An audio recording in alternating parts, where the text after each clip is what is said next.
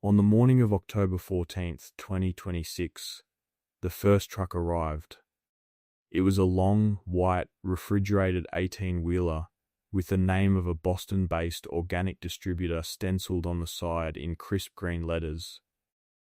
It ground its gears as it made the tight turn onto the dirt lane that led to Cormac's farm, its diesel engine an unnatural rumble in the crystalline silence of the Vermont upland dawn.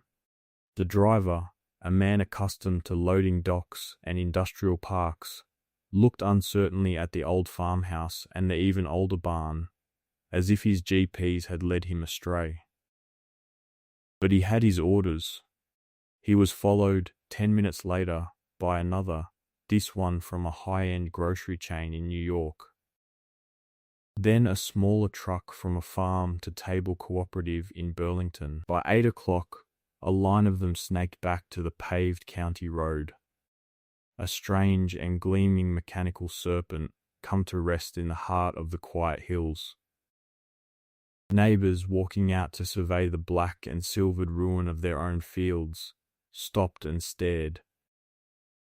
They saw the trucks, the out-of-state plates, the logos of companies that never ever came this far up the valley. They looked at each other, their faces etched with the fatigue of a sleepless night and the shock of catastrophic loss. Every pumpkin patch was a field of collapsed, rotting orange flesh. The apple orchards looked as if they had been scorched by a blowtorch, the fruit hanging shriveled and brown. The late-season corn was a graveyard of bleached, rattling stalks. The killing frost had been merciless, a silent scythe that had swept through the valley under a canopy of brilliant, unfeeling stars. Every farm had been hit, every crop wiped out. So why were the trucks here? Why were they idling at the gate of Cormac's place? Cormac, the old man whose stubborn ways were a source of constant head-shaking and quiet pity. Just last night, they had watched him commit an act of what they could only describe as agricultural suicide. They had seen him, with their own eyes, deliberately flooding his most valuable field. They had their phones out, filming the absurdity of it. The quiet gurgle of creek water spreading out over his prized Hollis berry strawberries. The videos were already making the rounds in the local group chat, a shared spectacle of a man who had finally, definitively, lost his mind. Now, in the morning light, those same neighbors squinted toward Cormac's low-lying basin, the very field he had drowned. They expected to see a muddy, frozen swamp, a testament to his folly. Instead, they saw a sheet of glass, a perfect, unbroken pane of ice, stretched from one end of the hollow to the other, and as the morning sun rose higher, it caught the ice and shattered into a million points of light. It was beautiful, but it was also baffling. And then, one of them, a man named Henderson, with a pair of binoculars he used for birding, raised them to his eyes. He focused, adjusted the knob, and went still. He lowered the binoculars, his mouth slightly agape, and looked at the man next to him. "They're green," he whispered, a puff of condensed air punctuating the words. "Under the ice, they're still green." To understand the line of trucks, the fortune they represented, and the impossible green beneath the ice, you have to understand the water, the field, and the man who trusted them. And to understand that, you have to go back 11 years. The meeting took place at the heavy oak table in Cormac's kitchen in the spring of 2015. It was an argument that had been simmering for years, but now, with the farm's finances tighter than ever, it had finally boiled over. On one side sat Cormac, his hands, mapped with the lines of 70 years of work, resting calmly on the worn wood. Across from him was his son Dale, a good man in his late 40s who bore the perpetual worry of a farmer in the modern age. And beside Dale was his own son Eli, then a lanky, quiet teenager, who watched the two men, his father and his grandfather, as if they were speaking two different languages. Dale spread a brochure from the University Extension Service on the table. It showed a glossy picture of a perfectly level field, covered in black plastic sheeting, with unnaturally uniform strawberry plants poking through in laser-straight rows.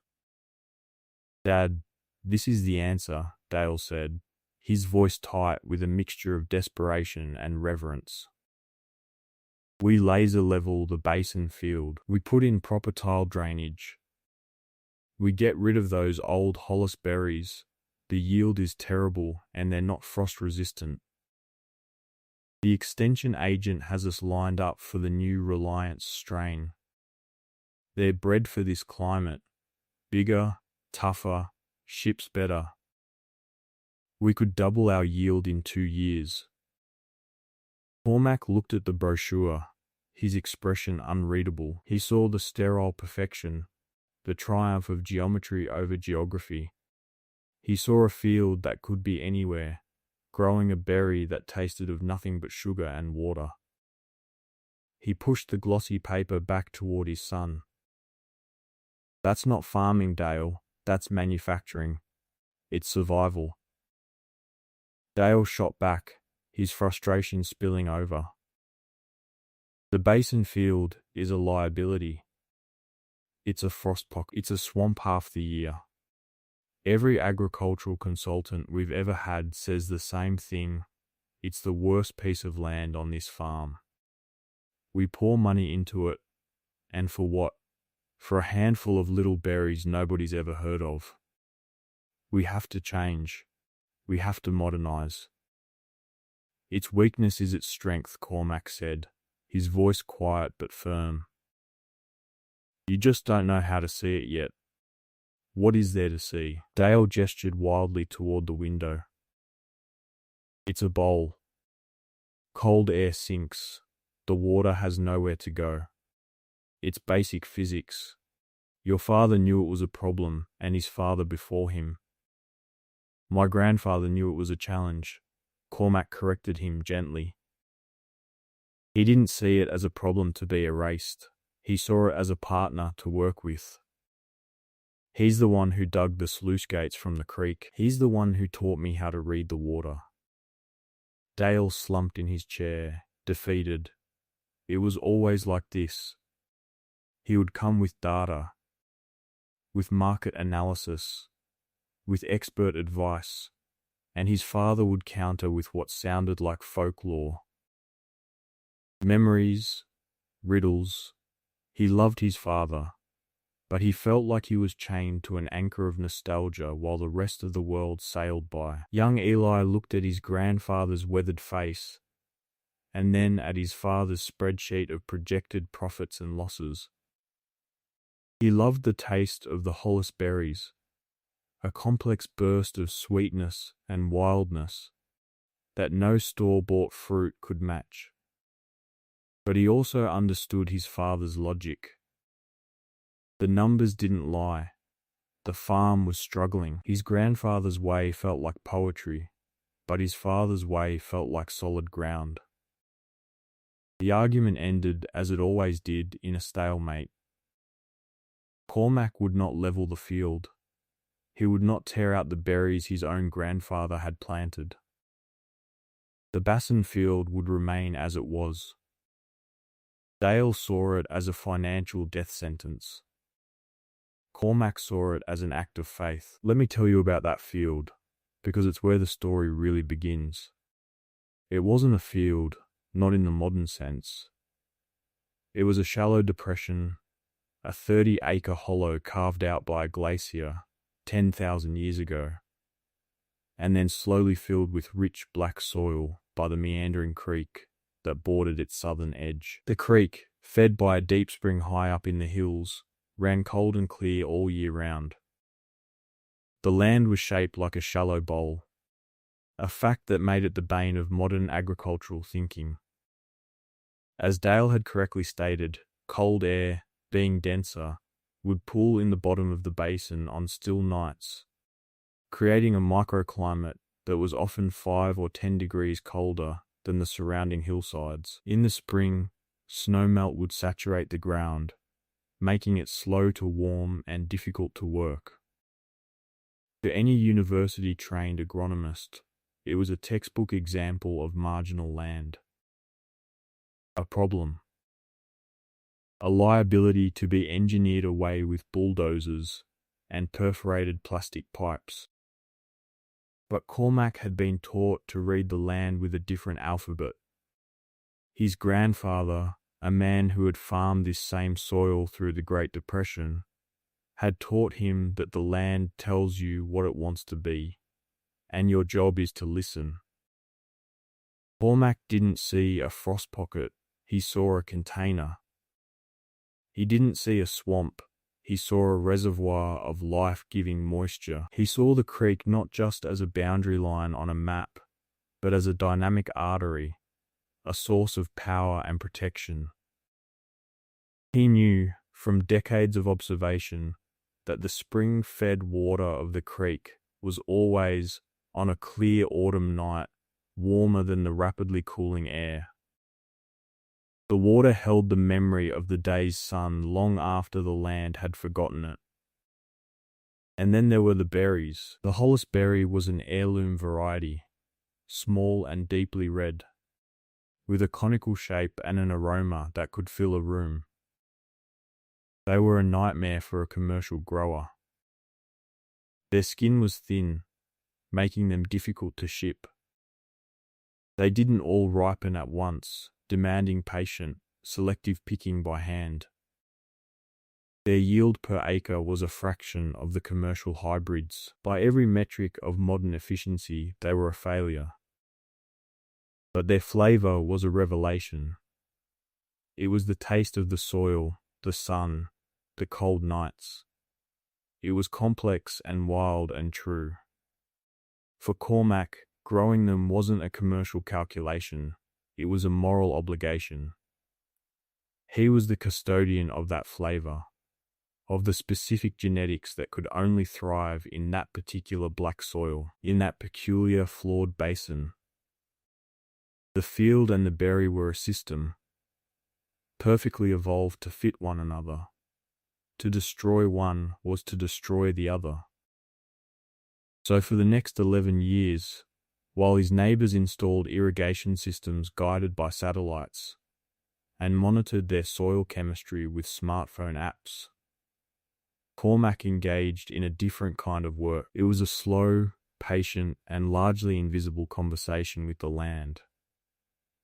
Each spring, he and Eli would walk the banks of the creek, clearing fallen branches and silt from the intake of the old sluice gate. A simple wooden door in a concrete frame that his grandfather had installed with a team of mules. Cormac would show the boy how to feel the texture of the mud, how to read the water level by the stains on the rocks. In the summer, they mulched the thousands of strawberry plants, not with black plastic, which Cormac claimed made the soil sour and lifeless, but with thick layers of clean straw. It was back-breaking work, spreading it by the forkful down each long row. The neighbors, driving by in their air-conditioned tractors, would shake their heads. They saw a man making work for himself, clinging to inefficiency for sentiment's sake. They did not see the way the straw conserved moisture during dry spells, the way it kept the berries clean, the way it slowly decomposed and fed the earthworms and the mycorrhizal fungi, building the soil's structure year after year. Eli, growing from a boy into a young man, was his grandfather's shadow. At first, he did the work out of a sense of duty, his mind still filled with his father's arguments about yield and profit margins. But slowly, imperceptibly, he began to change. He started to notice the things his grandfather pointed out. He saw how the mist formed first in the very lowest part of the basin. He learned the distinct calls of the frogs that lived along the creek, and how their chorus changed with the barometric pressure. He could tell, by the feel of the air on his skin at dusk, whether a frost was likely. Cormac wasn't just teaching him how to farm, he was teaching him how to see. "Everything is talking to you," Cormac told him one afternoon, as they sat on the creek bank. The wind in the pines, the colour of the water, the way the spiders build their webs. Most people have just forgotten how to listen. They're too busy looking at their screens, waiting for a notification to tell them what's happening right in front of their face. That lesson crystallized for Eli one year when a midsummer drought hit the valley. The neighbors' automated irrigation systems ran day and night, pumping water from wells that were dropping lower and lower. Their corn began to wilt. Cormac, meanwhile, barely irrigated at all. The thick straw mulch and the rich, humus-filled soil of the basin field acted like a sponge, holding onto the moisture from the last rain. His plants remained green and healthy. For the first time, Eli saw that resilience was not the same thing as efficiency. His father's logic was about maximizing output in a perfect year. His grandfather's was about surviving an imperfect one. The confrontation with the system arrived in a mud-splattered sedan a week before the frost, in early October of 2026. The man who stepped out was named Spencer. He was young, maybe 30, with a sharp suit, an expensive haircut, and an air of unshakable confidence. He introduced himself as a risk assessment analyst for the large agricultural insurance firm that held the policies for nearly every farm in the county. He carried a tablet computer, and he believed, with an almost religious fervor, in the predictive power of the data it contained. He walked the farm with Cormac and Dale, Eli trailing a few steps behind. Spencer was polite, even charming, but his eyes were constantly scanning, classifying, calculating. He praised Dale's tidy modern fields of hybrid corn, but when they reached the edge of the basin field, he stopped. He tapped his screen, and a topographical map appeared, shaded in reds and blues. "This," Spencer said, pointing to the hollow, "is the problem." He zoomed in on the map. "Our models are unequivocal. This parcel is classified as a high-risk zone. Elevation data confirms it's a natural frost pocket. Soil analysis shows excessive moisture retention. And you're cultivating an uncertified, genetically unverified cultivar with no documented frost tolerance. Mr. Cormac, your basin field is, from an actuarial standpoint, a catastrophic liability." Dale's face tightened. This was the validation he had been seeking for a decade, delivered by the dispassionate voice of the system itself. "I'm afraid we can't renew your policy under the current terms," Spencer continued smoothly. "The risk profile is simply too high. However, we have a mitigation plan. If you follow the university's recommendation, laser leveling, tile drainage, and conversion to an approved hybrid like the Reliance, we can not only renew your policy, but likely reduce your premium by 12%. He looked at Cormac, expecting gratitude, or at least a grudging acceptance of the inevitable. Cormac gazed out over the field, his field, where the strawberry leaves were just beginning to turn crimson at the edges. He watched a hawk circle high above on the thermal currents. He seemed to be listening to something other than Spencer's voice. "Your data doesn't know the water," Cormac said finally, his voice soft. Spencer gave a small, indulgent smile. "The water? Oh, we factored that in. We have precipitation averages going back 50 years, soil saturation models, evapotranspiration rates." "No," Cormac interrupted, turning to look the young man in the eye for the first time. You have numbers. You don't have the water. The water from that creek has a memory. It remembers the sun. Your data doesn't remember anything. It just counts. Spencer's smile faded.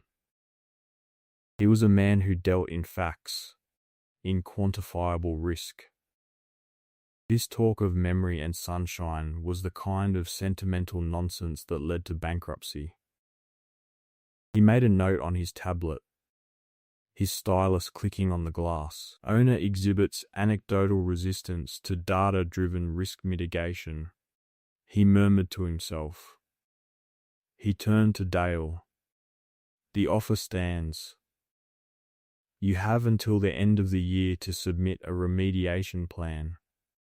Otherwise, the new premium structure will take effect. It will be significant. He nodded curtly, got back in his car, and drove away, leaving a cloud of dust and the cold certainty of his numbers hanging in the air.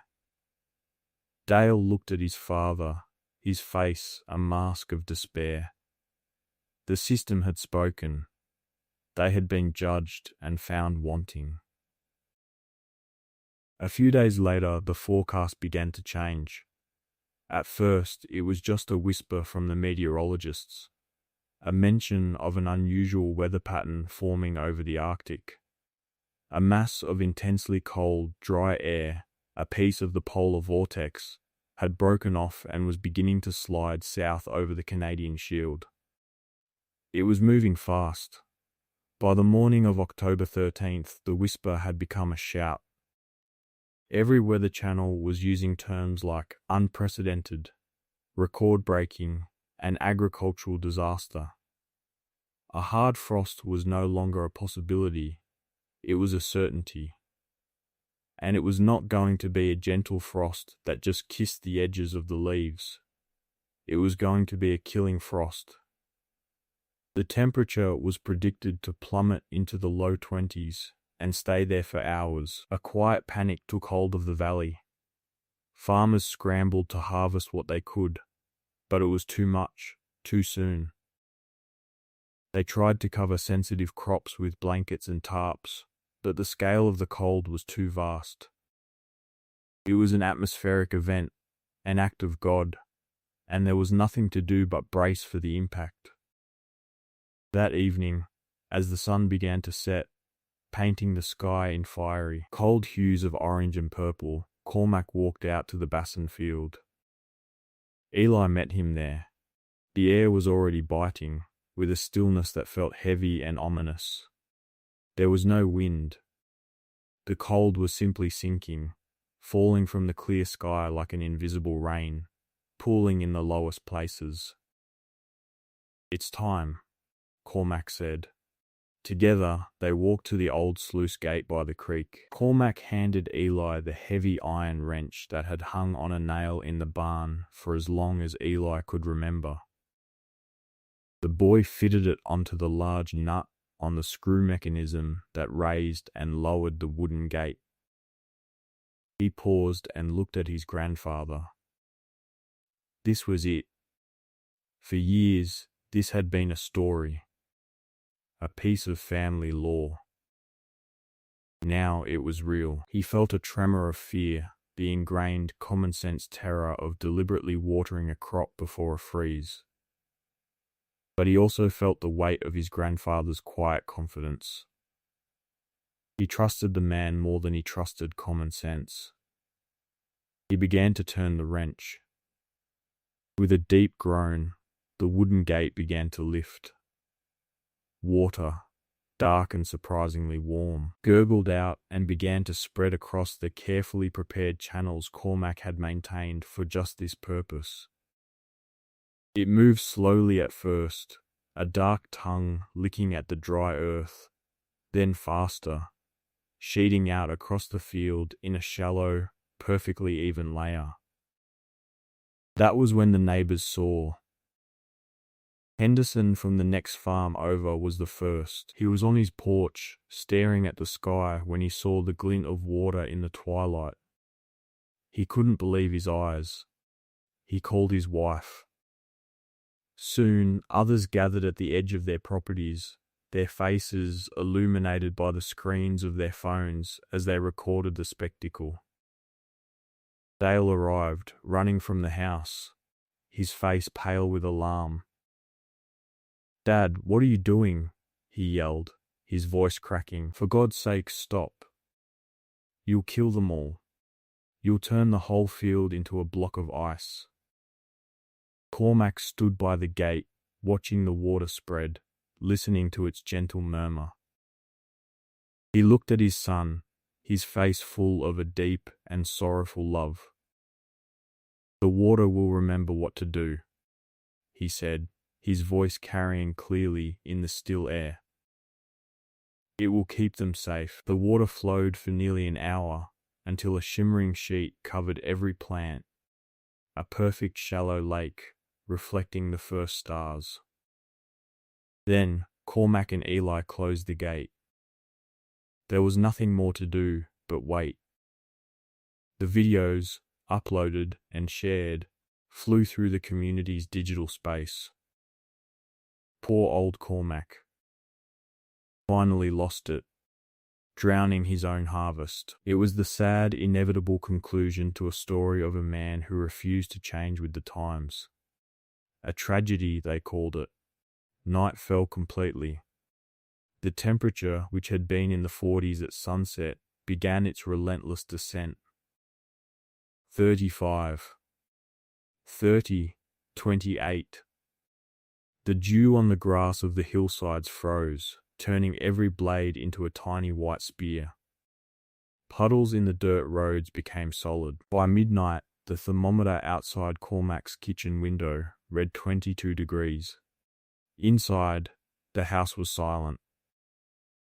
Dale sat at the oak table, his head in his hands.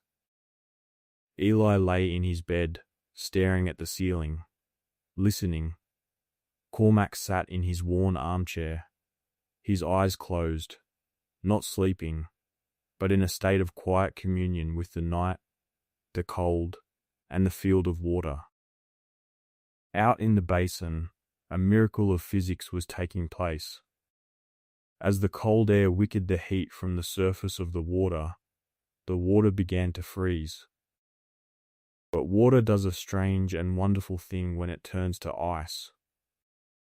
It releases latent heat. For every gallon of water that turned to solid, a small but significant amount of thermal energy was given off. This energy, trapped beneath the forming sheet of ice, kept the ground and the plants themselves from dropping below 32 degrees. The ice formed a perfect, insulating blanket, a custom-fitted greenhouse for every single plant. While the air above the ice was a frigid 22 degrees, the world beneath it was a stable, survivable 32. The killing frost could not reach them. The water, as Cormac had promised, remembered the sun and gave that memory back to the plants in their moment of greatest need. Dawn broke on October 14th, achingly clear and cold. The valley looked like a world made of sugar and ash. Everything was coated in a thick, crystalline rime. The neighbors walked out into their fields and felt the sickening, brittle crunch of frozen leaves under their boots. Their crops were gone. The pumpkins were dark, watery masses. The apples were frozen solid on the branches. A season of work, a year of investment and hope, had vanished in a few hours of cold. Their faces were grim. Some wept openly. And then they looked toward Cormac's basin. They saw the impossible sheet of glass, and then they saw Cormac and Eli walking out onto the ice. They watched as the old man knelt down, chipped a small hole with a hammer, and reached underneath. He pulled out a sprig of a strawberry plant. Even from a distance they could see it. It was pliable. It was vibrant. It was green. That was the moment the first truck rumbled down the road. The buyers, alerted to the regional wipeout, had spent the night frantically searching their networks for any surviving pockets of produce. A small, independent picker who sometimes bought from Cormac had made a call. The news had spread like wildfire through the supply chains. The Hollis berry, an obscure, difficult crop from a forgotten corner of Vermont, was suddenly the only fresh, high-value fruit available in the entire Northeast. The lead buyer, a woman from the Boston distributor, met Cormac at the edge of the field. She had already seen the news reports of the devastation. She had a dozen Michelin-star restaurants screaming for fresh berries for their weekend menus. She looked at the green plants suspended in their icy animation. "I don't know how you did it," she said, her voice full of awe, "but I'll take every pint you have, and I'll pay you 10 times the going rate." Dale stood beside his father, listening to the offer, an amount of money that would clear their debts and secure the farm for his son's generation. He looked from the buyer's checkbook to the line of trucks, then to the ruined fields of his neighbors. He looked at the ice and the impossible green beneath it. He looked at his father, who was not gloating, not saying "I told you so," but was simply looking at the field with an expression of profound gratitude, as if thanking a trusted friend. And in that moment, Dale understood. His father hadn't been clinging to the past. He had been preserving a deeper, more resilient kind of future. A week later, Spencer's sedan pulled into the farm lane again. He got out of the car, but this time he left his tablet on the seat. He walked slowly to the edge of the Bassin field. The ice was gone now, melted away into the rich black soil. The strawberry plants stood, green and unharmed, basking in the autumn sun. Spencer looked at them for a long time. His models had been right, the frost had come. His models had been wrong, the crop had survived. The data had failed. He found Cormac by the barn, mending a rake handle. "How?" Spencer asked, his voice stripped of its earlier confidence. "How did you know?" Cormac finished wrapping the handle with wax cord and tested its strength. "The field told me," he said simply. "I've been listening to it for 50 years. It has a very quiet voice. You just have to be willing to stand still long enough to hear it." In the years that followed, the story of the night of the killing frost became a local legend. Dale became his father's most devoted student, learning the rhythms of the creek and the language of the soil. Eli, who had once been tempted by the clean logic of spreadsheets, now carried his grandfather's knowledge, understanding that the most important data could not be measured by a sensor, but had to be felt in your hands and learned in your bones. The farm didn't just survive, it thrived. They never got bigger, but they got deeper, their connection to their small piece of land more profound than ever. The world of modern efficiency is built on a powerful but brittle idea that nature is a problem to be solved, a variable to be controlled. It seeks to standardize, to simplify, to replace local knowledge with universal data. Spencer's world was one of probabilities and mitigation, of leveling the field to erase its unique character, of replacing the Hollis berry with a more predictable, more compliant commodity. It saw the basin as a liability, a flaw in the system to be corrected with plastic pipes and diesel engines. It is a philosophy that works wonderfully until it doesn't. Its strength, its uniformity, is also its greatest weakness. Cormac's world operated on a different principle. He believed that nature was not a problem, but a partner. His work was not about control, but about conversation. He didn't seek to erase the field's character, he sought to understand it.